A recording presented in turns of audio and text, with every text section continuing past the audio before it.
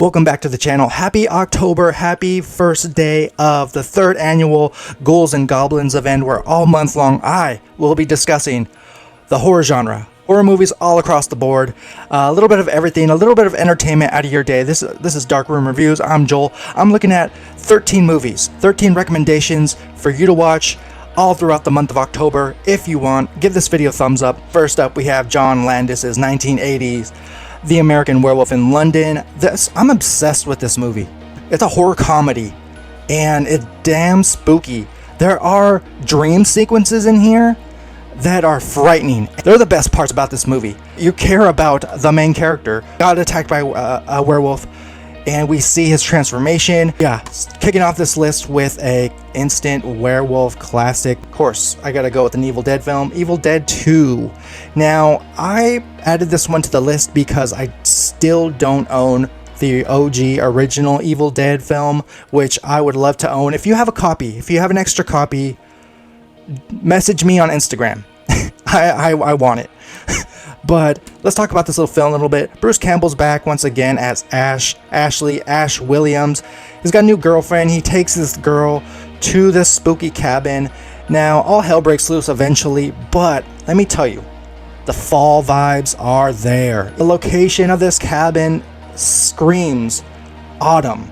Not a lot of people talk about the third act. The third act goes off the rails in such a cool way. As cheesy as it is, it's so good.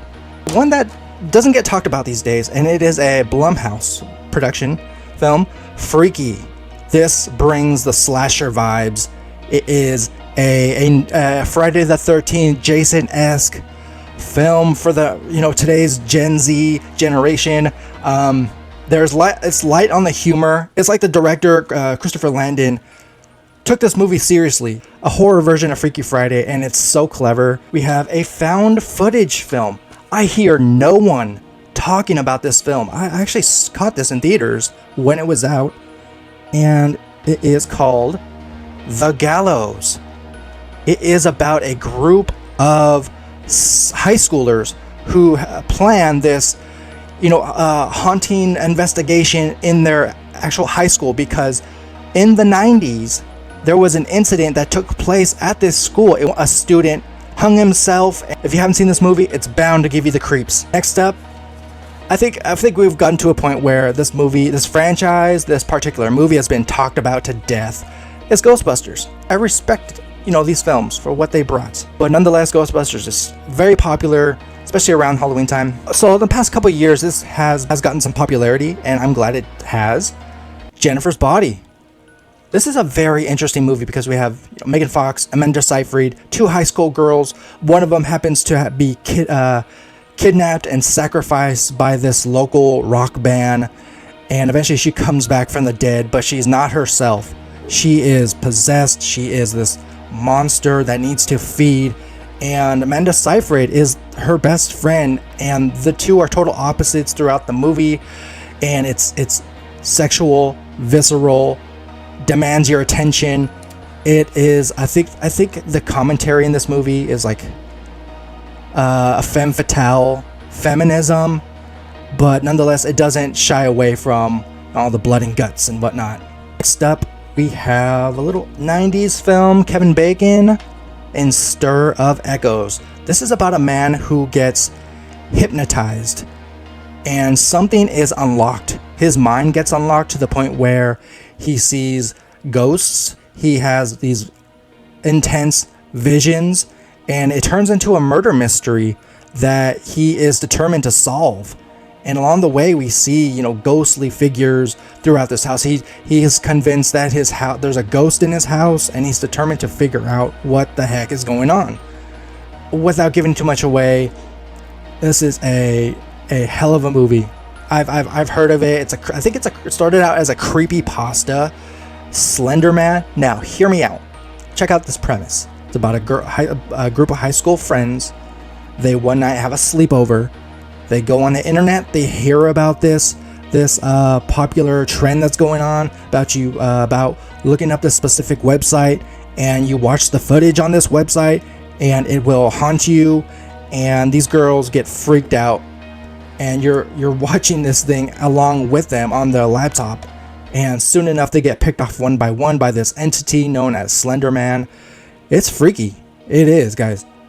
It's not over the top. It's a little indie horror film that I think people should pay more attention to. If you seek this one out, guys, Slender Man. David F. Sandberg was the guy who directed the short film, and soon enough it became a theatrical hit at the time, and that is Lights Out. Okay, giving too much away, there's a entity that has latched itself to one of the family members in this movie, and it's terrifying. And when you have scenes with, you know, the lights going out, you see flashes of red, you see this entity in the, you know, in the shadows. You don't see it in the light, you see it in the darkness, and the results are scary. Woman in Black. Now, say what you want. This is I think this is one of Daniel Radcliffe's best films, in my opinion. He plays a lawyer who is sent to this little town that he finds out that this little town is cursed, specifically because of this creepy old mansion, and there's a supposed witch in the mansion, and that's where he goes.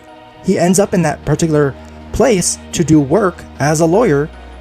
And, you know, the more stuff he encounters, all the creepy noises, all the, you know, movements going on, it affects him. You know, he becomes paranoid, and it gets to the point where his life is in danger. There's people in town that feel like they're cursed, and it is a scary good time. Again, another 1980s film that's been talked about to death, but I feel it deserves to be on this list. It's one of the best vampire films, in my opinion. The Lost Boys. You have two brothers and a family moving into town in Santa Clarita, California during the summertime, but at night it's a whole different ball game. It's a whole different animal. The lights and the vibes and the excitement takes place around this like boardwalk carnival. You know, it's got concerts, it's got venues, it's got like comic books. Corey Haim, Kiefer Sutherland, so many good. Alex Winter in this one. So many good, huge popular cast. Corey Feldman. Vampires. I'll just say that. I'll just leave it at that. You guys know what I'm talking about. The Lost Boys. So the last two entries are series. Well-known, popular series, and one of them happens to be, I've talked about this in the past couple of years, Stranger Things and Stranger Things 2 Season 2. They bring the vibes. Certainly bring the vibes. Season 2 is all about Halloween. It ramps up, you know, the paranormal, the jump scares, and it's up to Mike and his friends to figure out, you know, the spooky mysteries that go on in Hawkins, Indiana, and it's a damn good time. I can't wait for Season 5 to come out. And last up, let's wrap this video up by talking about The Walking Dead. If you guys haven't seen this one, at least I'd say watch Season 1. It stays truthful for the most part to the comic book series. It's only 6 episodes. They're short, they're easy to get through, and there's zombies in it. And it's a freaky good time. Guys, that is my warm-up. 13 movies, 13 recommendations for you guys to consider watching. This is just the beginning, guys. This is the 3rd annual Ghouls and Goblins event. I'm going to do my best to entertain you guys all throughout the month. Until then, give this video a thumbs up, consider subscribing, and I'll see you guys very soon. Take care.